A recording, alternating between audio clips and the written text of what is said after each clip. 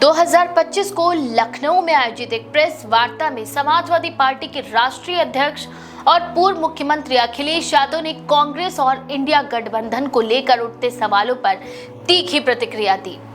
इस प्रतिक्रिया का संदर्भ कांग्रेस सांसद इमरान मसूद के उस बयान से था जिसमें उन्होंने कहा था कि कांग्रेस को किसी बैसाखी की जरूरत नहीं है। अखिलेश यादव ने इन बयानों को तवज्जो न देते हुए कहा कि इंडिया गठबंधन अभी भी पूरी तरह से बरकरार है और जो लोग इसे छोड़ना चाहते हैं वे स्वतंत्र हैं, उन्हें जाने से कोई भी नहीं रोकेगा। अखिलेश यादव का ये बयान ऐसे वक्त में आया जब उत्तर प्रदेश की राजनीति में विपक्षी एकता और आगामी 2027 के विधानसभा चुनावों को लेकर असमंजस की स्थिति बनती दिख रही है। उन्होंने साफ तौर पर कहा है कि गठबंधन को सोशल मीडिया की चर्चाओं या किसी पत्रकार की ट्वीट से कोई फर्क नहीं पड़ता। इंडिया गठबंधन अपने मकसद और रणनीति पर अडिग है और इसी के तहत 2027 का विधानसभा चुनाव भी लड़ा जाएगा।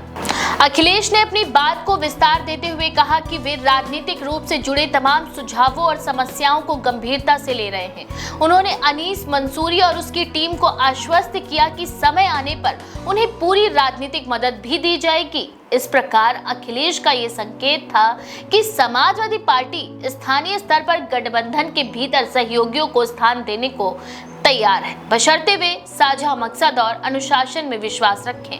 इस प्रेस वार्ता में अखिलेश यादव ने उत्तर प्रदेश सरकार पर भी जोरदार हमला बोला है। उन्होंने राज्य में प्रशासनिक असंतुलन की स्थिति पर तंज कसते हुए कहा कि पहले डीसीएम और अब ओसीएम के बीच झगड़े की चर्चा होती थी, अब डबल इंजन सरकार के डब्बे ही एक दूसरे से टकरा रहे हैं। उनका संकेत स्पष्ट था कि राज्य प्रशासन और सरकार में तालमेल की भारी कमी है, जिसका असर आम जनता पर पड़ता नजर आ रहा है। हाल ही में सामने आए कानपुर डीएम और सीएमओ के विवाद की ओर भी इशारा करते हुए उन्होंने कहा कि अब तो गार्ड के डब्बे भी टकरा रहे हैं, जिससे जनता पीड़ित हो रही है।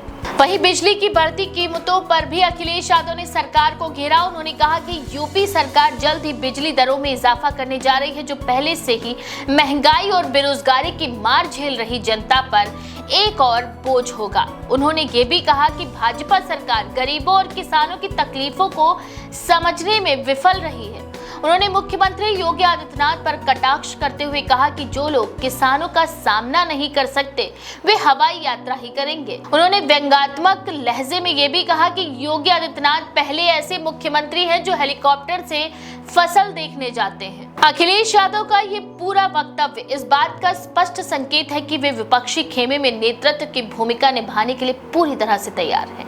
हालांकि कांग्रेस की तरफ से लगातार गठबंधन के स्वरूप पर सवाल उठते रहने के कारण ये स्पष्ट नहीं हो पा रहा है कि इंडिया गठबंधन 2027 के विधानसभा चुनावों में वास्तव में किस रूप में उत्तर प्रदेश में उतरने वाला है।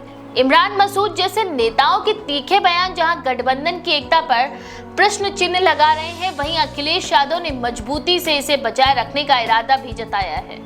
इस घटनाक्रम से एक और महत्वपूर्ण राजनीतिक संकेत निकलता है कि अखिलेश यादव अब सपा की सीमाओं से बाहर जाकर विपक्षी राजनीति का बड़ा चेहरा बनने की कोशिश कर रहे हैं। उन्होंने अपने बयानों में ये दिखाने की कोशिश की है कि कांग्रेस को अगर गठबंधन में रहना है तो अनुशासन के साथ रहें, वरना उनके लिए दरवाजा खुला है। साथ ही उन्होंने ये भी कहा कि समाजवादी पार्टी संगठनात्मक और वैचारिक रूप से काफी मजबूत है और 2027 में अपनी भूमिका को लेकर स्पष्ट है। समाजवादी पार्टी का ये रुख ऐसे समय में आया जब उत्तर प्रदेश में भाजपा की डबल इंजन सरकार पर लगातार विपक्षी दल हमलावर हैं। विभिन्न मुद्दों जैसे महंगाई, बेरोजगारी, बिजली दरों में बढ़ोतरी और प्रशासनिक असंतुलन के साथ विपक्ष राज्य सरकार को कटघरे में खड़ा करने की कोशिश कर रहा है। अखिलेश यादव ने इन सभी मुद्दों को प्रेस वार्ता में उठाते हुए ये भी कहा कि अब जनता इन सब से ऊब चुकी है और बदलाव चाहती है। इस प्रकार अखिलेश यादव ने एक ही प्रेस वार्ता में न केवल कांग्रेस और उसके असहज बयानों का जवाब दिया, बल्कि भाजपा सरकार पर हमला करते हुए जनता को ये संदेश देने की भी कोशिश की है कि अगर विपक्ष एकजुट हो जाए तो बदलाव संभव है। हालांकि इस पूरे घटनाक्रम में ये बात भी साफ है कि इंडिया गठबंधन को यदि 2027 में उत्तर प्रदेश में प्रभावी भूमिका निभानी है तो उसे आंतरिक मतभेदों को सुलझाकर एकजुटता और विश्वास के साथ आगे बढ़ना होगा, अन्यथा गठबंधन का अस्तित्व मात्र चुनावी समझौता बनकर ही रह जाएगा, जिसकी विश्वसनीयता जनता के बीच कमजोर हो सकती है। फिलहाल अब देखना ये होगा कि कांग्रेस उस पूरे बयानबाजी के बाद क्या रुख अपनाती है। क्या वह अखिलेश यादव के बयान को गंभीरता से लेकर मतभेदों को दूर करेगी या फिर गठबंधन के भविष्य पर एक और संकट खड़ा हो जाएगा। ये सवाल आने वाले हफ्तों और महीनों की राजनीति में उत्तर प्रदेश की दिशा तय करने वाला होगा। आपका इस बारे में क्या विचार है? अपनी राय कमेंट में लिखना ना भूलें। ऐसी और भी खबरों के लिए देखते रहिए द पेज 19।